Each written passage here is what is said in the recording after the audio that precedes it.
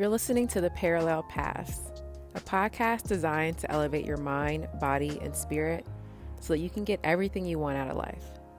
The only question is, are you ready?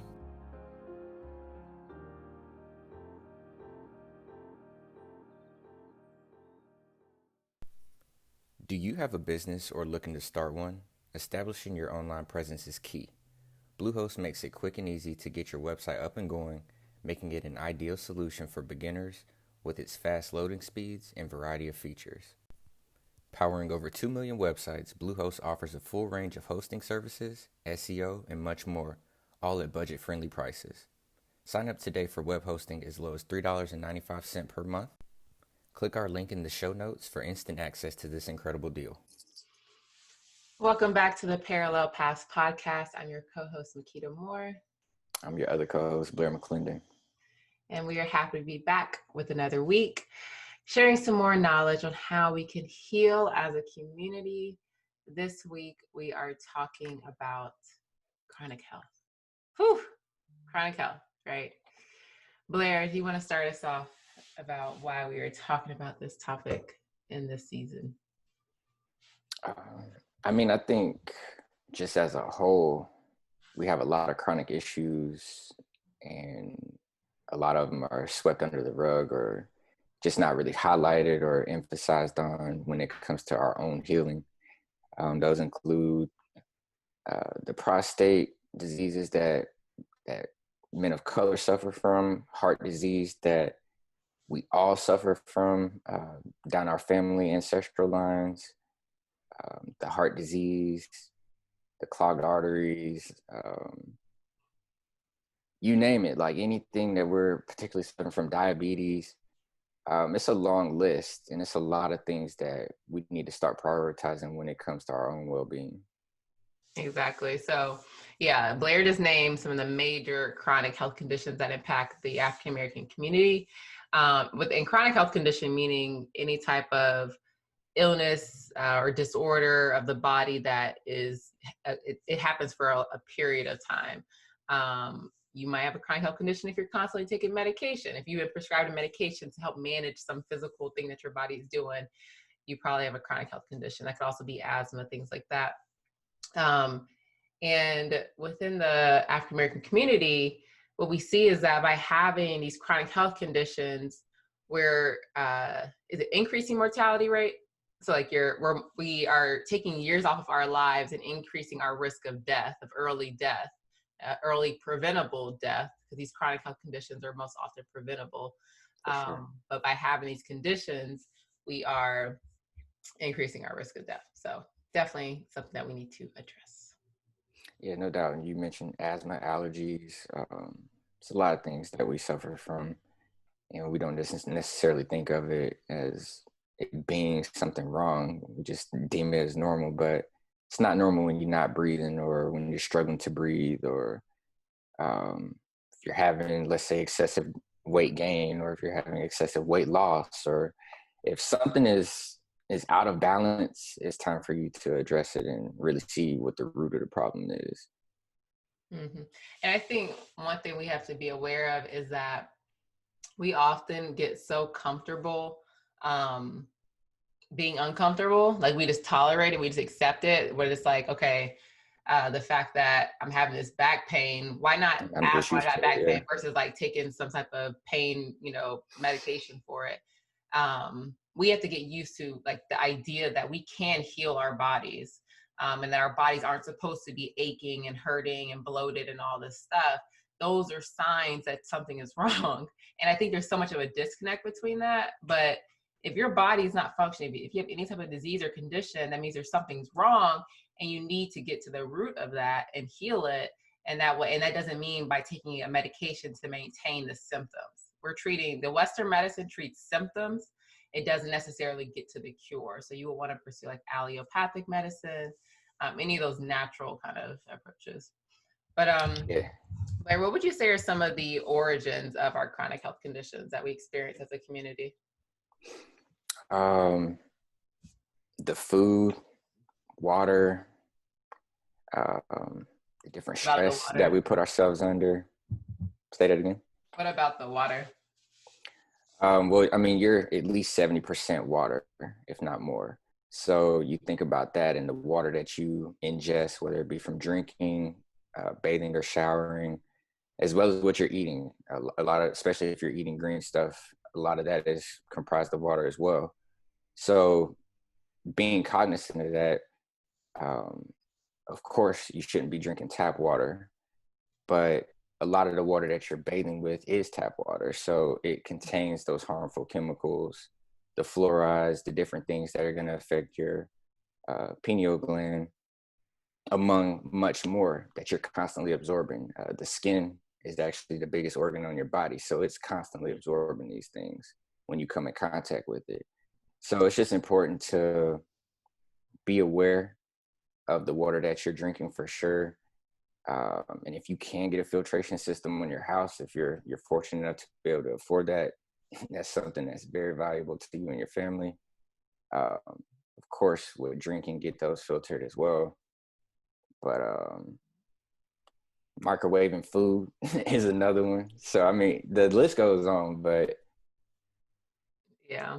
And I don't want us to forget, like, yes, it's the foods that we're eating, the foods we've been taught to eat, the things we're drinking, the things we're not drinking. So not drinking enough clean water and drinking too much sodas and liquor and all this stuff. But I think one of the biggest ones is the stress that we experience on the daily basis, just being a person of color. You have this underlying level of anxiety and just being on alert. Like it's like you kind of like you're at the watch where you're at and what you're doing. And if I'm around this person, so we're managing so much on top of the trauma that's in our genes. Like we have all that we're carrying with us. And then the stress of working in a system that was not built for you to succeed. So we just have, so even if you're like a very balanced person and you meditate and you take care of yourself, you're still experiencing on a subconscious level a level of stress that you need to find ways to transmute and heal and release. That way it doesn't bubble up and lead to chronic health conditions. yeah, that's a good point. It's hard for our community to ever relax. Like we're always on our toes. You have to be, especially depending on the environment that you live in. So a lot of that stuff just internalizes within the body. And as Makeda mentioned earlier, these different pains and things that are rising in your body, that's basically like your check engine light coming on in your car.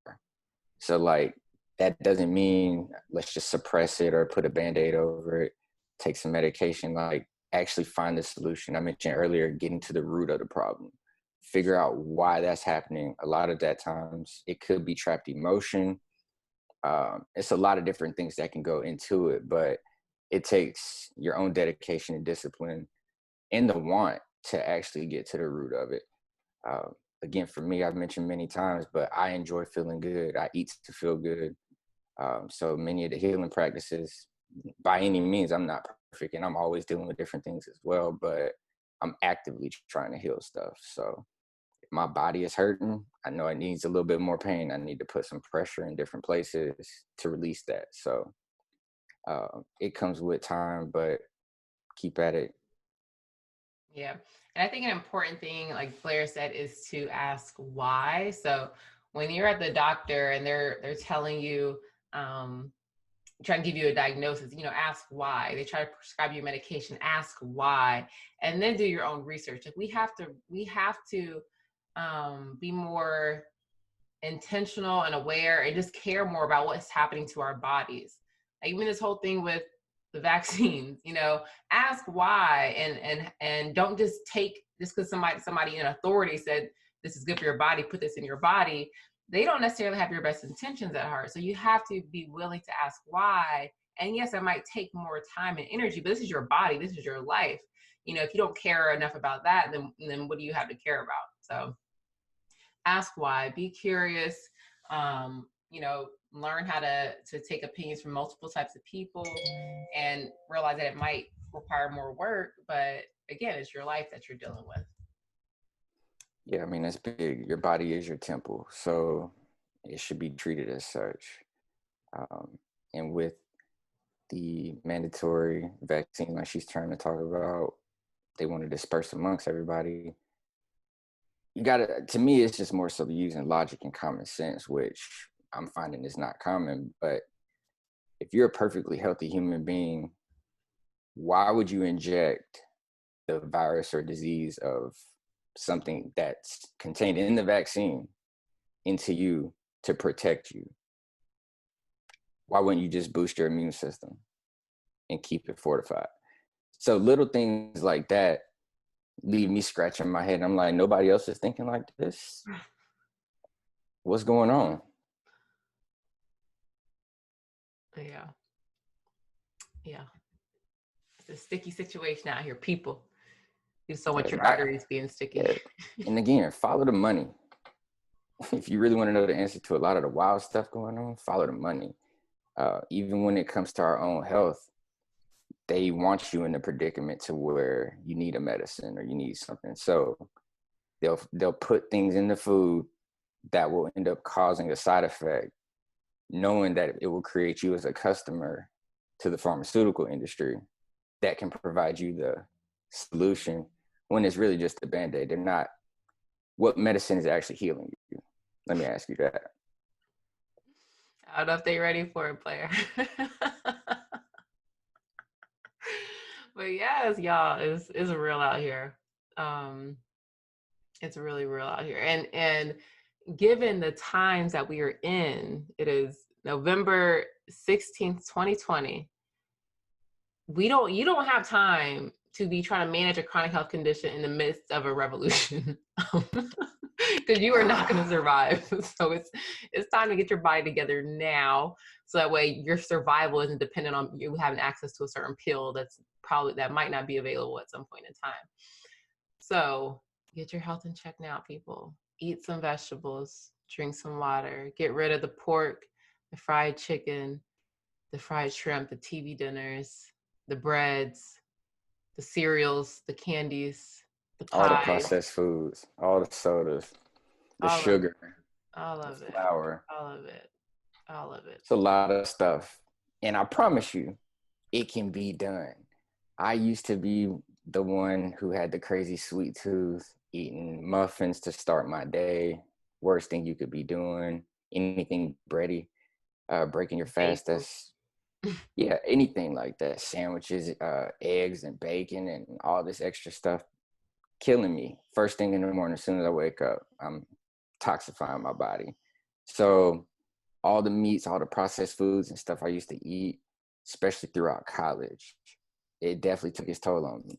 So believe me, I understand that all that stuff is good. It's phenomenal. But I also understand the other side of it and what it does to you. And so saying all of that, I appreciate food enough to where I can still eat healthy and it tastes just as incredible, if not better. So, I mean, find the right recipes, find the right food. It's not as expensive as you think it is to eat healthy. If you're somebody like myself who enjoys beans, a bag of beans is $2, $2.50. And if you soak them, cook them, that'll last a week. Add some extra vegetables in there to create more bulk. That's meals, and especially if you meal prep, it's not that expensive to eat healthy. It's not at all. What was I gonna say? I don't know. Was there anything else on chronic health that's on top of your mind? Because I had a thought, but I lost it when you were talking. I mentioned the microwave earlier. To me, that's a silent killer. That's just in everybody's house. Nobody really talks about. But when you warm up your food, you're constantly putting radiation into it, and then you're ingesting it. So just as an alternative, start to warm up your food on the stove if you have access.